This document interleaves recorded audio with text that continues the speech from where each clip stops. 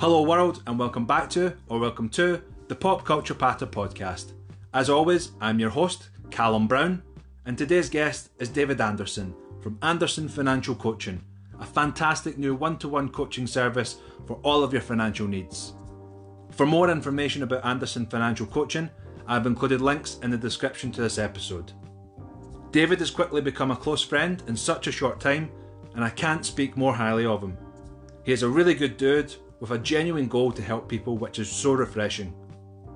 David and I get into it about gaming, American football, TV shows, and his new business venture. This episode has been recorded with our good friends at the Podcast Studio Glasgow. For more information or to book a session, please visit www.podcaststudioglasgow.com. And before we get into this episode, here's a little word from our sponsor.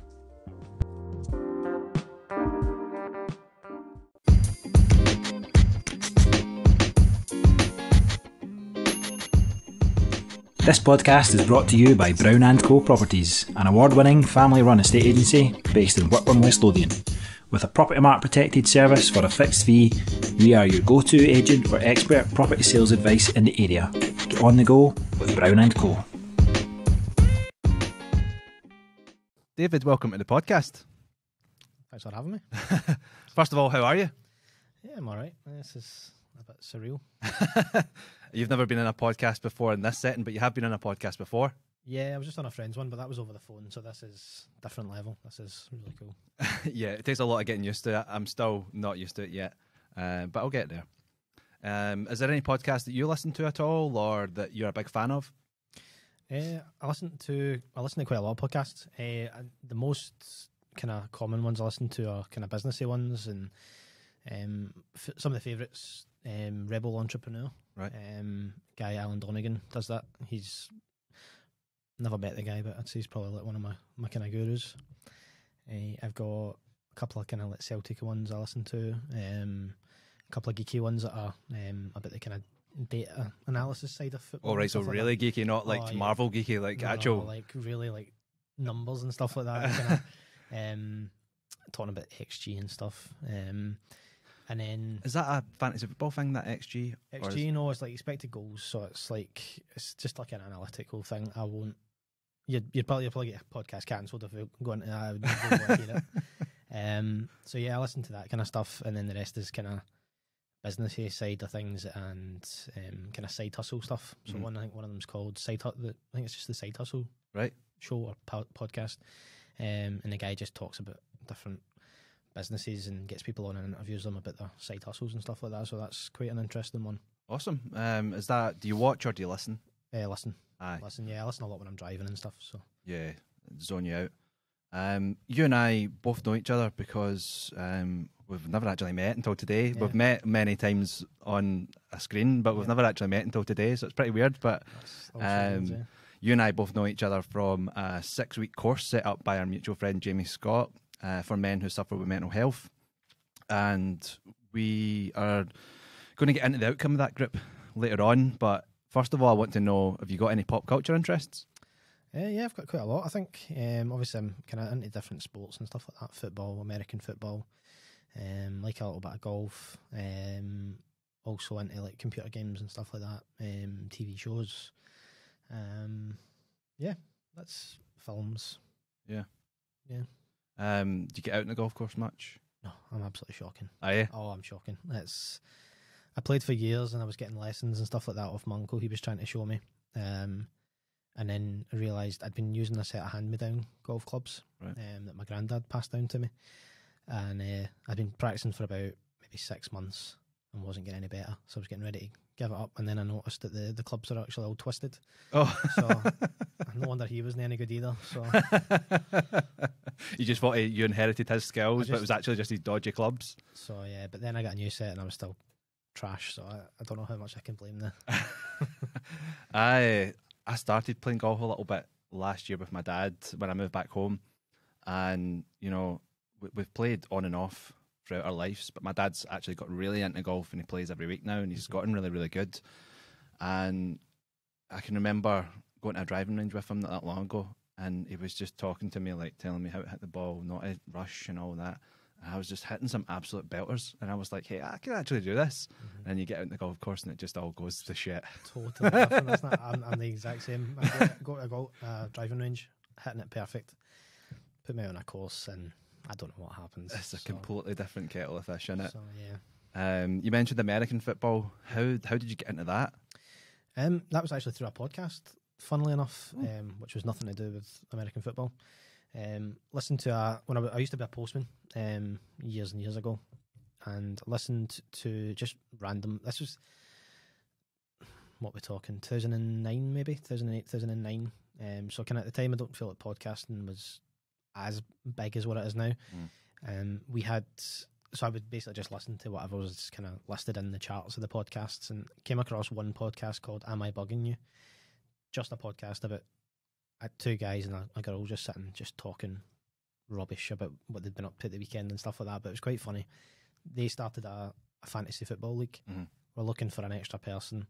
Couldn't fill it, and I thought, I'm quite competitive, I'll give it a go. So I stayed up. So I basically spent a couple of weeks kind of researching and trying to learn what I had to do and stuff, and it just went from there basically. So it all started from fantasy football, some random podcast with three crazy Americans, and that was it. That's how it started. So, and speaking of fantasy football, you actually won quite big money in American fantasy football, didn't you? Tell us a little bit about that. Yeah, I won a tournament on DraftKings in 2018. $100,000. Which was wild money. Yeah. So yeah, that really made a difference to setting things up for me and my wife. Let us plan a family and stuff, and so I made a big difference. Aye. It was unbelievable. And how are you getting on with your fantasy football team this year? Less said about that, the better this year. It's not been a good year for it. I don't know when the season's running American football. I'm just winging it, thinking it's exactly like Scottish football. No. The Super Bowl was last week, so that's it done now. So yeah. So that's the end of the season then? That's it done now. That's it done till September. So now I can focus and get my life back, because it just takes over. So I mean, I can imagine you're staying up late to watch the games as well. Since I had my little boy a couple of years ago, I've very rarely watched any of the kind of late games. Because I mean, regularly I was up to like maybe 4 or 5 in the morning watching it and stuff like that, and rolling out of bed to go to work. But I can't do that now, so I'm having to get up at whenever he wakes up, basically. So so I don't risk that anymore. And do you do anything special for the Super Bowl? Like, have you ever done like a big thing for that? Like, not really. No, it's just kind of getting friends and stuff over and getting in some pizzas and But with the last couple of years with COVID and stuff like that, things have been so strange, so we kind of weren't able to do that, and so that kind of for the last couple of years we kind of not really done anything. I really just kind of sat and watched it myself. But I'm quite happy with that, because you end up, if you're sitting drinking and you get distracted, people are asking about the rules and stuff. Like what was that? Tell me how that worked, and then you miss things, and so that would be me. I'd be sitting there being like, what is going on? Yeah, I can remember being in America when just a match was on, and we were in like this pub, and they were just all high-fiving each other like every single minute, and I'm like, what is going on? Is that a goal or what? And it's the equivalent of like a throw-in. They're like celebrating, and you're like, what is going on? Yeah, it's because there's so many different kind of individual plays, whereas our football is fluid, and it's kind of, it's always it doesn't stop really. It keeps moving, whereas American football is very right, blow the whistle, stop, right, get set up, go again. So it's kind of individual plays. So. Aye, it's quite wild. I remember watching it and just being like, there's a break every 2 minutes. Yeah, it's so I'd get so frustrated watching it. That's probably why I don't watch it. But that's why I do fantasy football, because it makes it more interesting, because you care about the outcomes and I suppose that's a good point. Do you make a big deal over the Super Bowl halftime shows? Do you care about them, or is it always? Not really. Actually, a funny story from last week. Actually, my sister-in-law was asking about. She's like, "Oh, I heard it's Rihanna this year," and she texts my wife and says, "Right, well, what time's the halftime show on?" She's like, "Well," she asked me. I says, "I'll probably be on about, I don't know, 12:30, 1 o'clock." Oh, was it as late as that? I thought it started at 11:30. I was like, "Yeah, the game starts at 11:30. The halftime show is at halftime. It's not. that's not the main event. The main event is the football. Yeah. So she wanted to watch that rather than the actual game. Yeah. I've only ever watched the Bruce Springsteen one, and I think the Prince one. Who they were big special ones for me. The classic ones. Yeah. I've been hit with Lady Gaga and Rihanna and. Who are outstanding performers. Don't get me wrong. I don't listen to them as in musical artists, but outstanding performers. No. I think it was The Weeknd last year. Was that right? Yeah, I think it was The Weeknd, and then I think it was Bruno Mars as well who's done it, and there's been a few. Yeah. It's as an epic show they always put on, but there's not been many that have been in my taste, to be honest. Yeah, there's not very many rock bands anymore, is there? No.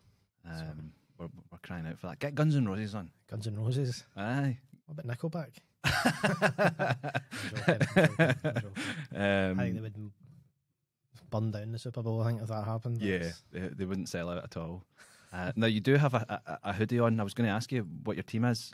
Is it the Patriots? Is that? Patriots? Yeah. No, this is the Seahawks that I'm wearing Seahawks. just now. The only reason I kind of got this was because they were one of the kind of key teams that won me that money. Right. It was their quarterback that was the kind of the key to that team. So I kind of took a liking to them, but I don't really have a team, to be honest. Oh. Which is kind of strange, but yeah, you can't really force it. It it needs to happen, doesn't it? It's like football. I was just curious how you would get into picking a team. Exactly, because with football in Scotland, it's you tend to grow up with a team, and it kind of tends to be inherited from your dad and stuff, your family, and I don't have that in America, so I've not really got that. So there's got a few teams I like. I like the Bengals and I like the Jaguars. Mm-hmm. I seem to get quite upset when they two get beat in the playoffs. So it's out of the two of them. So I think what if they play each other? I'll put a couple of fantasy football teams on it. And I'll root for individual players. Yeah. You mentioned that you were into gaming as well. Mm-hmm. Are you an Xbox guy or a PS guy? Or whatever other console there is? Yes. I was PlayStation growing up. Right. First kind of console, my main console I got was a PS1, and I get the PlayStation every year until we got to PS4 or PS3, and my friends all had Xboxes, so I thought, right, I'll get an Xbox. But all the exclusives are so much better on the PlayStation. Yeah. So I thought, right, so I ended up getting both. Right. And then the next consoles came out, so then I got both again, and I was like, this is expensive. And none of the Xbox exclusives are any good, or to my taste. So I thought, when the PS5 came out, I thought, right, I'm now PlayStation. Right. So I'm just getting the one console. Yeah. And sticking with it. Sticking with that, because that's where all the good exclusives for me are. So I'm not wasting money on, because I can get all the same games, basically all the kind of your generic FIFAs and all those kind of games. They all get released multi-platform. So yeah, I've always been a PS guy. I got gifted an Xbox. I was helping my ex-boss move house, and he was clearing out the cupboards, and it was like Xbox still in the package and all that. He's like, "You got an Xbox?" I'm like, "No." It's like, "You do now." No, you do. And I thought, okay, I'll take it home and I'll try it. I think it was the 360. Right. And I just couldn't get my head around the controller and all the different buttons. And I thought, nah, I played it once and was like back in the case. It's better than that. It's worth more than that, Callum. I think when you've grown up being a PS guy, you're just so used to it and how to work it at all. The Xbox, I know there's a lot of people that are very into their gaming like Xboxes, but for me, it's just a bit strange, a bit different, and not know how to work it. It's the thing for me was my Xbox gamer score. So I got I think the first Xbox I got, I was about 16, I think. Yeah, I think it was about 16. So I grew up. Well, I wouldn't say grew up. I was young adult anyway, but kind of went through with this gamer score all these years, and I was collecting all my achievements and all that. So turning my back on that basically was quite hard. So I can see how they've done that. It's quite smart, and I had to try and force myself to kind of common sense. No, I'm wasting money basically buying both, just because I've got this nice gamer score that I want to continue building. So and you're built that as well, so you're proud of it. It's like So I don't even remember what I got to be honest. So it can't have been that important. You can just make it up as a podcast. I think it was about I don't even know if that's even that high. I'm going to say 40,000, but I don't know if that's even that good. So Now you get people on Twitch watching people playing games, yeah, which is bizarre. I know Limmy does very, very well on it, but it's just such a strange concept of watching people watching them play a game. Yeah, I know. I say that, and to be honest, I couldn't get my head around it. But then I came across people playing Football Manager on YouTube, and I started watching that. Yeah, which must be one of the worst games to watch. So I can't really say anything. Yeah, they've made it a bit more now. You can watch games, and Yeah. it feels a bit more like FIFA, but you're not actually controlling it. You're just kind of watching it. It's a wee bit better, but it's still very text based. Aye. You know, so I don't know how I'm just a geek. I think that's, There's nothing wrong with that, especially on this podcast. You mentioned Football Manager. It just got me thinking. I was watching a video on YouTube the other day, and it was the manager of Stade Brest, I think, in France. I don't know if that's the right name. Yeah. He was a footy manager guy, Yeah, and he just rocked up somewhere in Belgium and started like, yeah.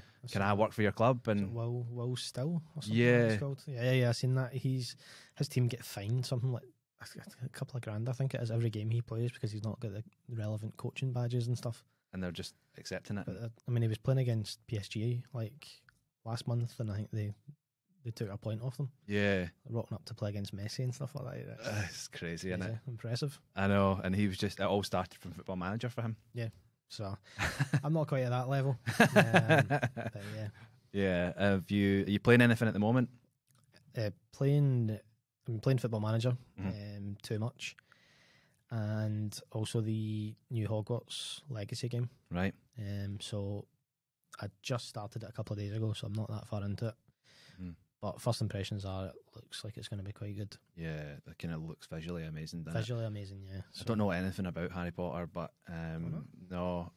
I think my ex made me watch all of them once, and I was probably the only films I wasn't interested in watching. Right. I think I fell asleep through a couple of them. That's a lot of films to force yourself to watch. I know. It's one of those ones where I put them on and sit at the back of the couch so she doesn't see me sleeping. But no, I know they're very, very popular. And were you a fan of the books? Were you a fan of Harry Potter before? Yeah, I grew up in... I remember going through primary school and a lot of my friends were all sitting reading the books, and I was like, oh, what's this?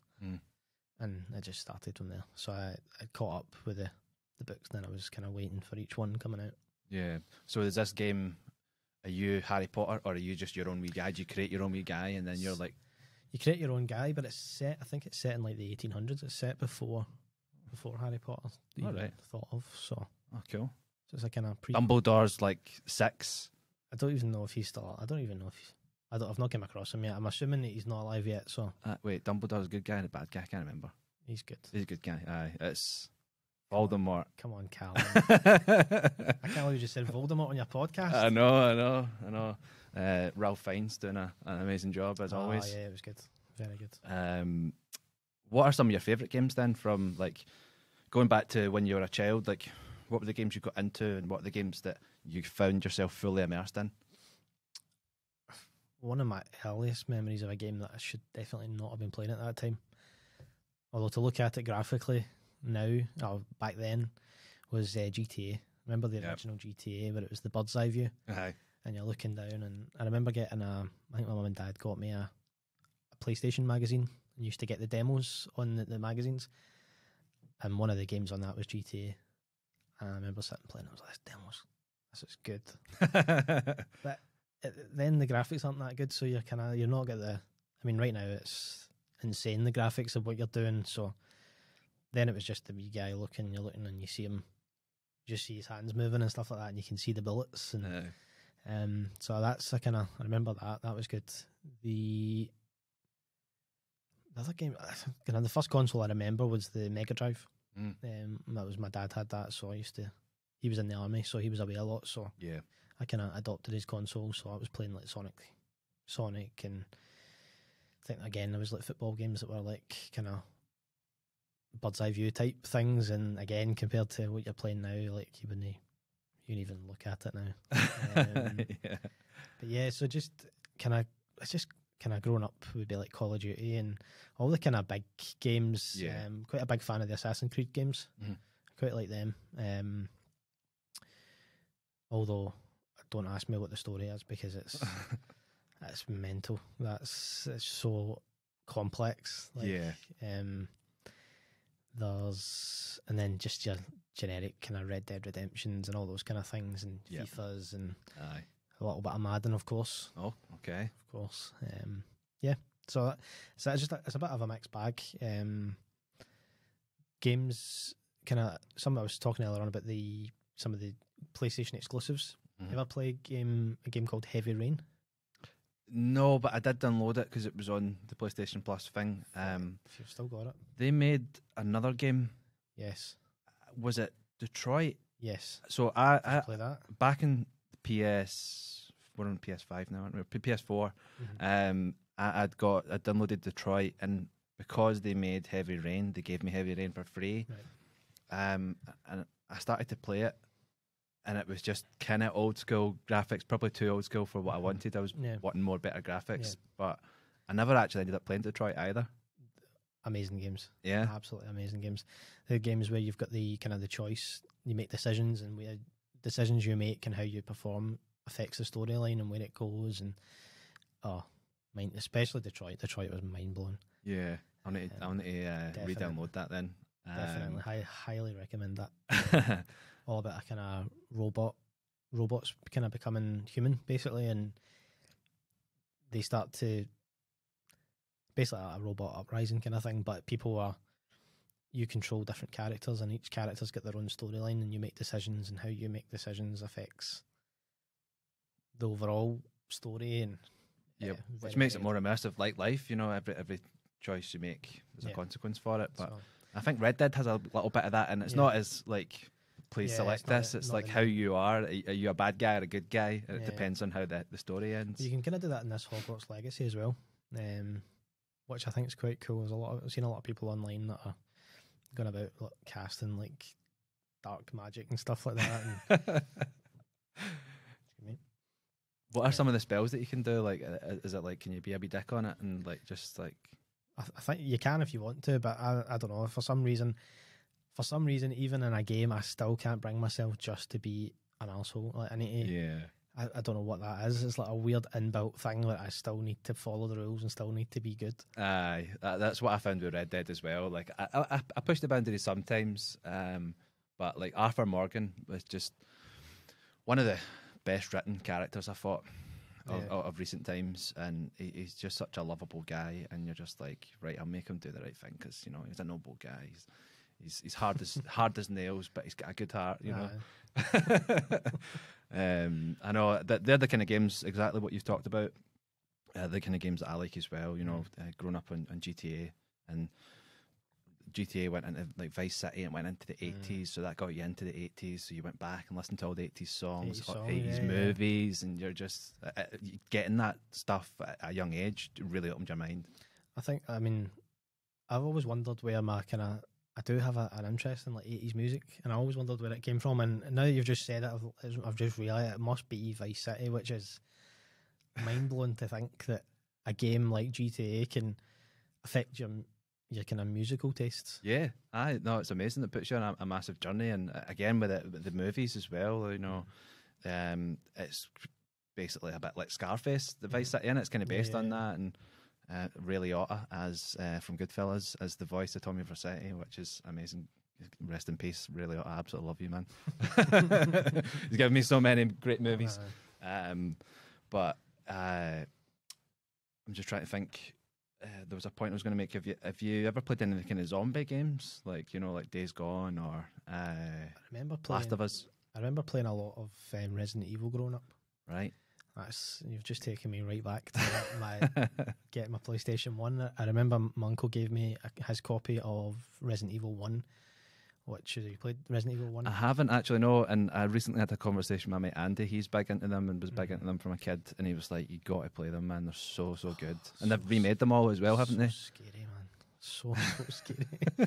That terrified me. That absolutely, just walking about a mansion and Yeah. I don't know what's behind this door, and you get in and there's a zombie. Just to terrify me. But I actually got when I won that money, I bought one of the things I wanted was a VR headset. So I went and bought a VR headset, and it came with one of the Resident Evils in VR. I played it for about 10 minutes. Even scarier. I just didn't have the balls to play it. I don't even think I seen a zombie in it. It just was getting too creepy, and I was just like, nah, this is too real now. It's gone too far. VR, it's still an experience I haven't witnessed yet. I need to try it, but you just see a lot of the videos online where they're giving it to like their grandparents, and they're just like their knees are buckling. They just don't know what to do. We've done it. There's one. It comes with a kind of VR. It's called VR Worlds, I think, and it's like all different kind of games. I think it's just showing off what the kind of technology can do. And gave it to my father-in-law to try it, and it was you're in like a diver's cage. They lower you down, and then it gets stuck. And the next thing there's a shark, and all the. Filmed him for about 5 minutes on it, screaming. But it's really, really realistic. It's really immersive because it's like 360 wherever you look. Yeah, it's really, really cool. How do you stop yourself from walking? And like, is it easy to do? I just play sitting down. I wouldn't stand up because I was saying that I don't actually think you can. I was saying that kind of the Resident Evil one, you can move about and stuff like that. But again, you're sitting down with a controller, so. And when you've got the headset on, if you're moving about, like, do you need to like pan your hands around the room to be like, where am I near? Or that's just you're just asking for trouble. Calls your home insurance because your telly's been smashed. It's not good. That should be the next Saw movie, shouldn't it? Like everybody just has VR headsets on and they've all got different scenarios on. Put them in a field and let them fucking have it. That reminds me of when you're talking about Resident Evil. It reminds me of a game that I downloaded, which was, I think it was only a trial called PT. And it was basically just like you go in this room and it's just a corridor and you just keep going around the corridor in a circle all the time, but like it starts changing all the time. There's like fridges hanging for the ceiling with like babies locked in them and that. You're like, Jesus. Someone showed me that. I don't think I would play the full game of that. That was that's the only game I properly felt, oh shit, that's a bit intense. Yeah, some of the stuff that was happening, that was quite strange, and that was the very brief time that I seen it. There were people that were I don't know what happened, if it stopped production, but there was people selling their PlayStation 4s if they had that game on it for thousands of pounds just to play this game. Wow, so insane stuff. You were talking about TV shows as well. Are you binging anything at the moment? I've been watching that Physical 100. Have you seen that? No. It's like a Korean dubbed show, but they're trying to figure out what the best kind of physical body type is. So they've got like bodybuilders and crossfitters and YouTubers and gymnasts and PTs and stuff, and they're basically putting them against each other to compete in different trials and stuff like that, and that's really, really interesting. Well, I used to watch on Love Island, so that's kind of dominating. Right, is that back then? Aye. That's back. Aye. You get stuck with a wee man then? Aye. No, he's in his bed when it's on. It's kind of hard because I always don't want to watch it, and then once it's on, you can't help but that bitch. What's she doing? You can't. I got sucked in that lip hole one time watching it, and I was just. Right, I'm coming in to say hello and have a chat, and I sat down and was watching it. I was like, what the fuck is this? What's this big guy saying? I get it. And then you start getting heavily invested in it, and you're like, Callum, step away. It's Love Island. Come on, man. I know. And then there was like that Selling Sunset, which was like a TV show that was like about real estate agents. Again, you get sucked into the drama. Like, what is it about us as people? We just love drama. I know. I think we're just sheep. They put any crap in front of us and we'll watch it. Kind of sitcom TV shows like kind of biggest one that comes to mind would be Breaking Bad. Oh yes. I absolutely love Breaking Bad. Would you say that's the first show that properly made you think like this is one of my favourite shows of all time? Yeah, I would say so. Yeah, that would just.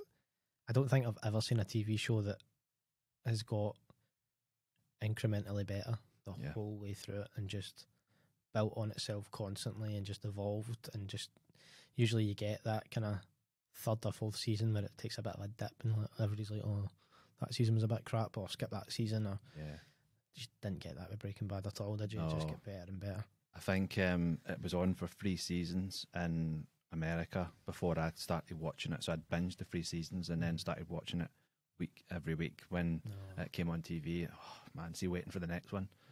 You were like a junkie, like waiting for its fix and Waiting for your meth. Oh man, yeah, yeah. But I loved the moments in it where see when they cooked. Yeah. I was just like, I just want to see them cook every episode. Yeah, that was cool. Was that episode of The Fly? You remember that one? Oh yeah, amazing. I remember just watching that and going, "The hell is this? What is this like a deleted scene? Should this be in here? Like, is this not?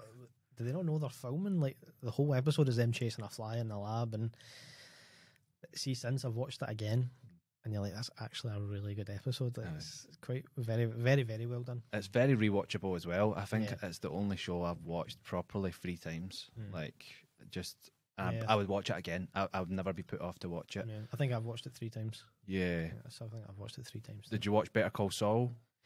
I couldn't get into that for some reason. I don't know why. It's tough at the start to get into it, but when you do get into it, it's just as good. You know, I wouldn't say it's as good as Breaking Bad, but it's whets that appetite. You know, I need to try keep going with it. I think I've watched maybe the first half of the first season. I think. Yeah, Bryan Cranston's got another TV show called Your Honor, which is really good as well. That there was maybe 1 season of that, and it's on its 2nd season now. If you've not watched it already, definitely watch it because it's some good stuff. Was that a comedy or? It's a drama like drama Breaking Bad, but he's like a judge, and there's like this crime family that I don't want to spoil it because potentially people that are listening might not have seen it either. But just go and watch Your Honor. You'll love it if you like Breaking Bad. Go and watch it. Right. Okay. I'm currently binging Yellowstone at the moment. All right, okay. I'm going through my cowboy phases. All right, okay. Listening to country music, want to go a horse ride and, just move to America, eat ribs. You're wearing denim? I'm wearing denim, yeah. But that one of my favourite shows is Sons of Anarchy. Oh, yeah. That's and it's the guy, one of the guys that was the cop in that is written and directed this Yellowstone. All right, and it's kind of similar to Sons of Anarchy. It's different, but if you watch Sons of Anarchy, you'll love it.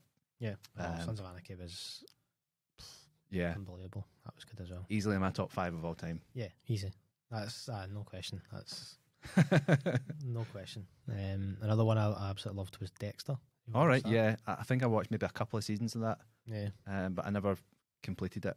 Right. I don't know what. I just get bored sometimes if it's a bit too repetitive. But I know Dexter, people love it. I'll go back to it. But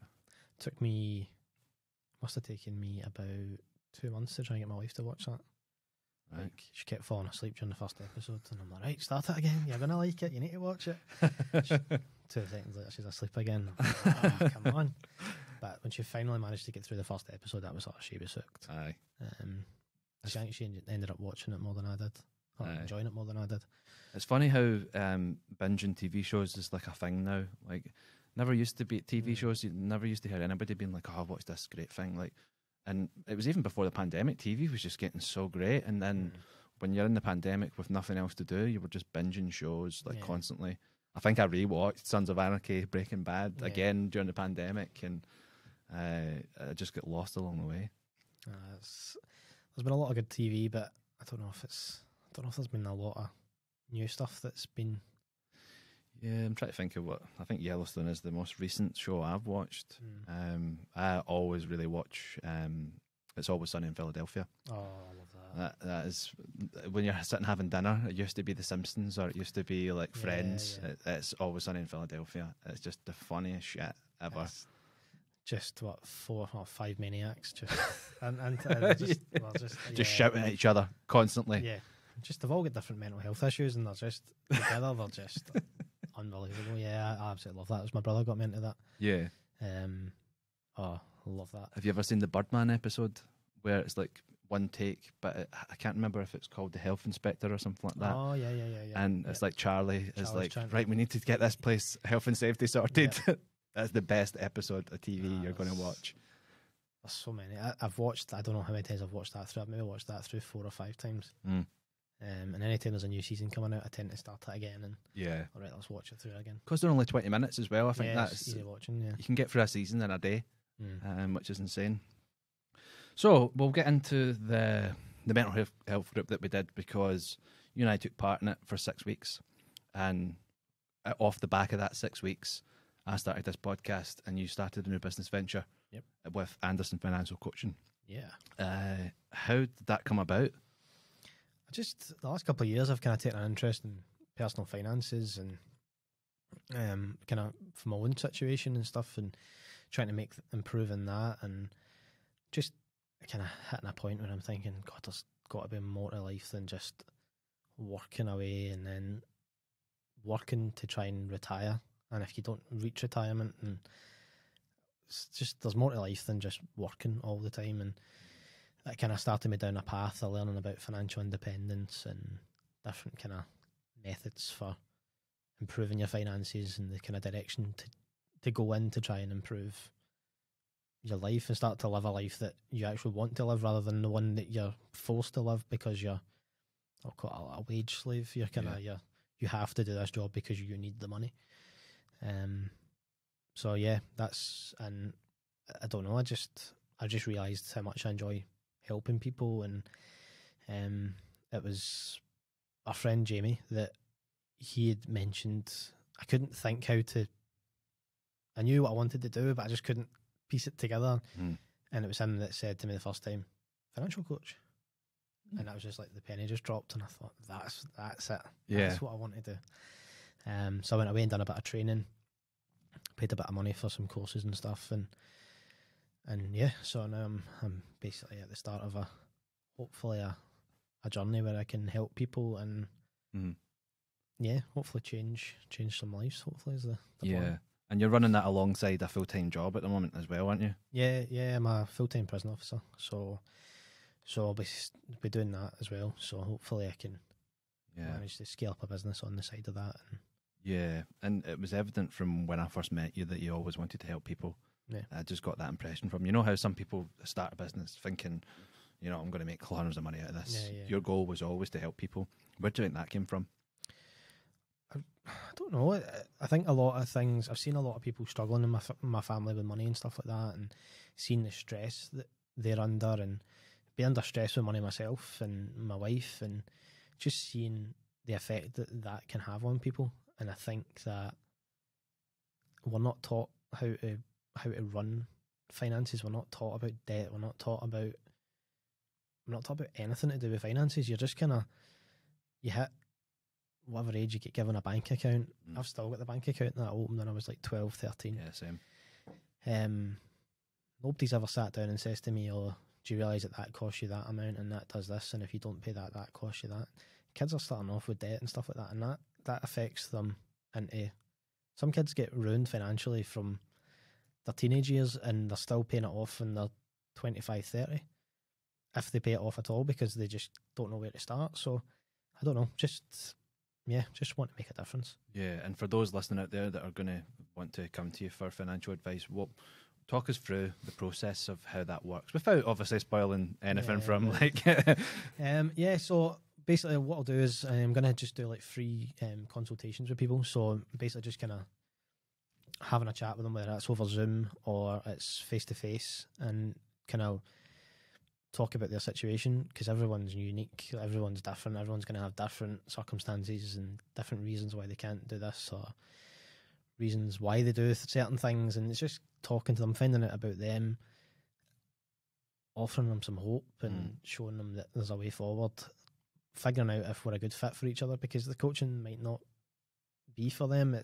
might be a personality clash, they might not be able to afford it, they might, whatever the reason is, and if that happens, then they can try to think how to word this. Yeah, I don't know.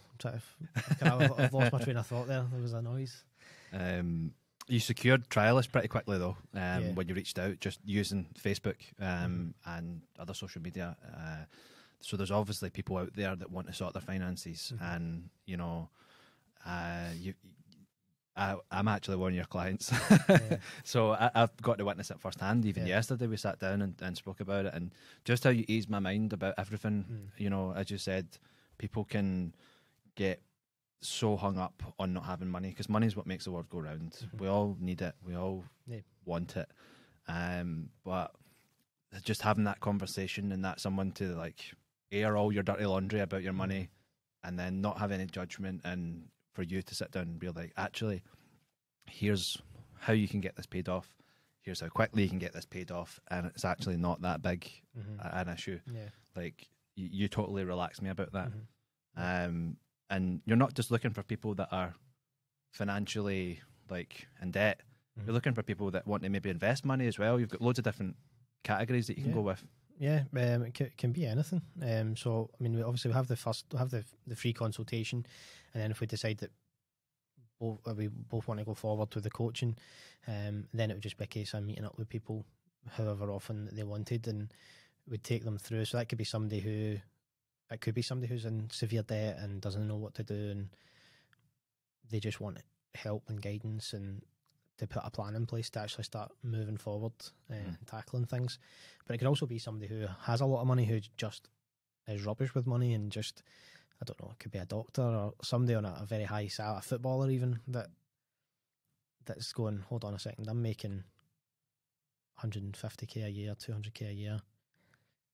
What have I got to show for this? I don't have. What am I doing with my money? And just about trying to create some kind of awareness and show people.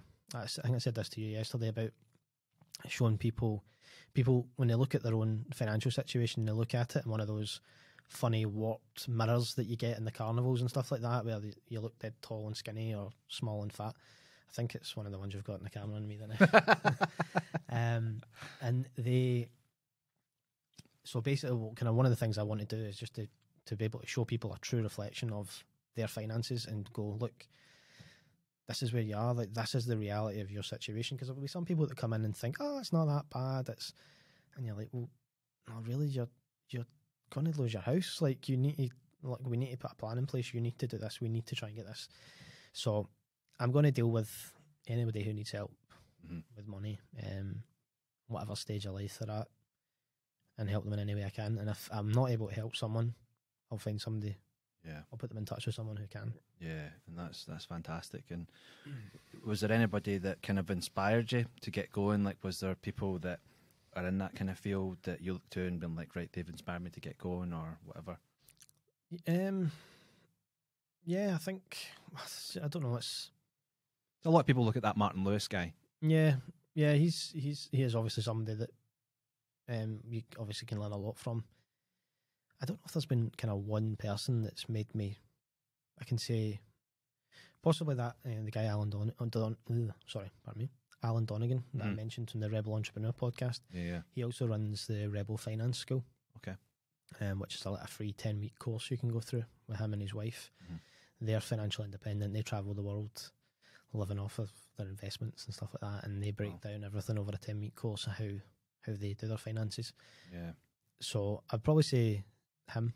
He'd probably be the guy that I would say. Yeah, probably say he kind of inspires me the most, I think. Yeah. And the way he's now at a stage in his life where he can give back for free, which I think is really, really cool. Yeah. Him and his wife, like I say, they travel. They're doing like shows from like Peru and Argentina and stuff like that, because that's where they are. I think they're in Asia at the minute, and they just travel like this nomadic lifestyle. And so that's quite inspiring.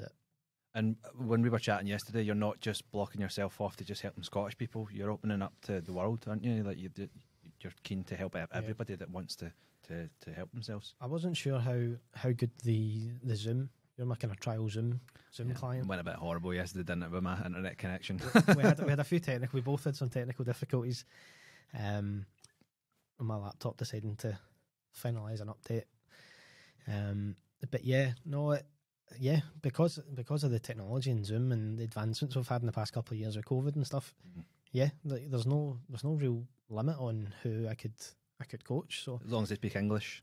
Well, that would be a barrier, I suppose. But technology these days, I could probably still get around that somehow. But so it is really open to anyone. I'm focusing on kind of having face-to-face, but the kind of digital side of things, I think, will become a big part of it. Talking about inspiration, you actually inspired me to get going.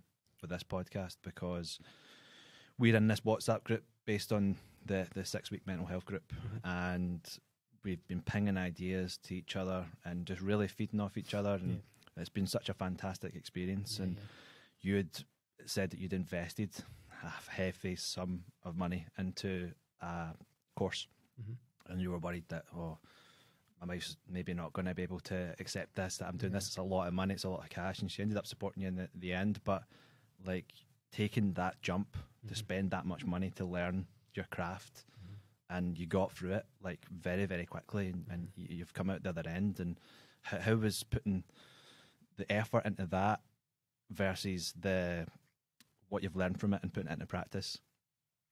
It's good. I think, see, because it's something I'm interested in, like even doing the training and stuff like that, I didn't feel like training. I was just like, oh yeah, I like that, that's cool, I like that. And yeah, it didn't seem that bad. Obviously putting in money, but you're investing in yourself and investing in a kind of dream that you have. And I think I would have regretted not doing it rather than I don't think I'll regret doing it. Yeah. And if it doesn't work out, it doesn't work out. But I can say that I gave it everything to make it work. And how does it feel hitting the go button? Like, because you're now consultating people, and Yeah, well, I'm still doing trial clients. I'm kind of, I don't have anybody that's paying yet. So I'm still kind of going through the business gateway side of things and actually getting things set up. And yesterday I was starting to play about with our website and stuff. And so yeah, I still am at the kind of very, very beginning stages. But like I say, I'm not treating anybody that I'm working with as a trial client any differently to how somebody will be treated as a paying client, other than these people aren't getting a free consultation. We're just kind of jumping straight into it. So so, and you're just fresh out of learning all of this stuff, so it's all fresh in your brain, and people are getting the best possible advice because it's the most up to date. Yeah. Well, I think so. I think so. It's just trying to help people and try and kind of plug in some gaps that people maybe have with money that they don't.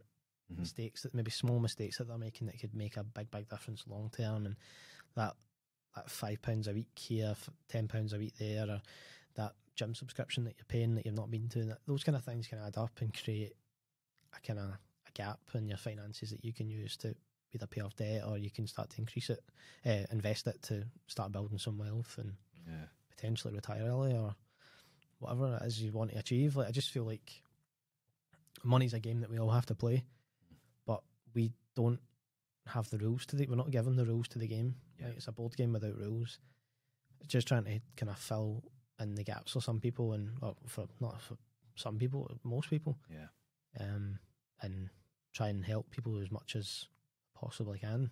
Yeah, I know, that's incredible, and I wish you all the luck in the world, because we've only known each other for a short amount of time, but I've never been behind a stranger before, and you're not a stranger now, but like at the time, just meeting you, I was like, I get this guy and I support him, and I want everybody to know, like, I'm not just like fanning about. I genuinely mean it, and I know you're going to do well. There's just something telling me that you're going to do well with this.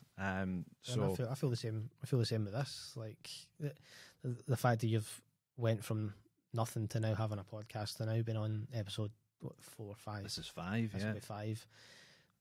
Sitting in this studio, putting your own money in to getting this going. It's inspirational.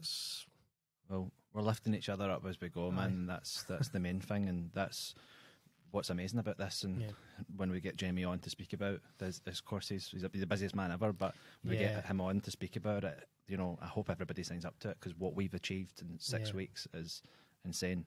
Yeah, 100%. Jamie's changing lives. Yeah, 100%. I can't thank him enough. He's been excellent for me personally.